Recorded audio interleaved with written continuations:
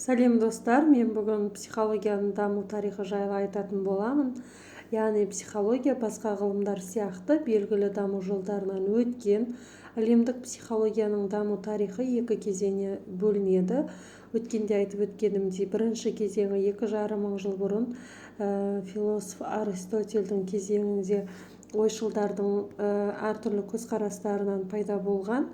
Екіншісі жаңағы 1870 жылдан бастап алады. 19 ғасырдың 60 жылдарынан қазіргі уақытқа дейінгі аралықта. Осы психологияның даму тарихын 19 ғасырдың аяғы, 20 ғасырдың басында атақты психолог Эббингаус психология тарихына қысқаша және нақты анықтама берген. Ол психология ғылымының зерттеу пәні бойынша психикалық құбылыстардың тарихи даму процестерін құрастырады. Осы көзқарас бойынша психология тарихын шартты түрде 4 кезеңге бөлуге болады. Яғни бірінші кезеңде психология және жан туралы ғылым, екінші кезеңде сана туралы ғылым, үшінші кезеңде мінез құлық туралы ғылым, төртінші кезеңде психика туралы ғылым болып қалыптасады. Осылардың әрқайсысын нақтырақ қарастырып көрсек, бірінші кезең, яғни психология жан туралы ғылым деп айттық. Адам өмірінде түсініксіз болмысты жанның бар болуымен түсіндіреді. Бұдан 2000 жыл бұрынғы көзқарас. Екінші кезең психология сана туралы ғылым. Яғни 17 ғасырдан басталады. Сезіну қабілетімен ойлау сана деп аталады. Негізгі әдісі адамның өзін-өзі бақылауы. Үшінші кезең психология мінез құлық туралы ғылым деп қарастырылады. 20 ғасырда психология адамның мінез құлқын, реакциясын тағы басқа бақылап отыру арқылы зерттеледі. Төртінші кезең психология психикалық құбылыстарды зерттейтін ғылым деп қарастырылады. Яғни 20 ғасырдың екінші жартысынан басталады. Мұнда бірінші кезеңде психология жан туралы ғылым болғандықтан ежелгі замандарда бері біріншіден психика шешу бейнесі рух пен материяның өзара байланысының жалпы мәселесін шешу барысында да қалыптасады.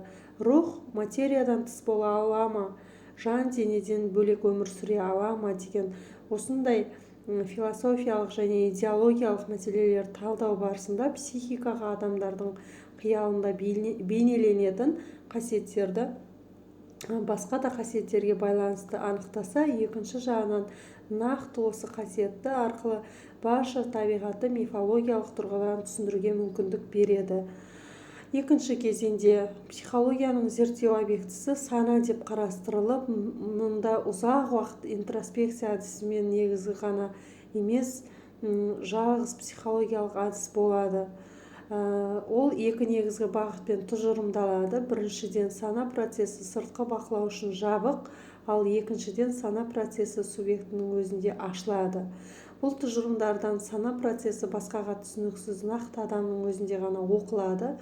Осы интроспекция әдісінің негізін қалаған Джон Лок психология ғылымының дамуы үшін интроспективті психология айтарлықтай мәнді әсер қалдыра отырып, мынандай теориялар қатарына ұсынады. Вунт және Титченер негізін қалаған сана элементінің теориясы, Брентан атымен байланысты дамыған сана актілерінің психологиясы, Джемсон құрған сана қарқыны теориясы, Дильтеяның түсіндірмелік психологиясы.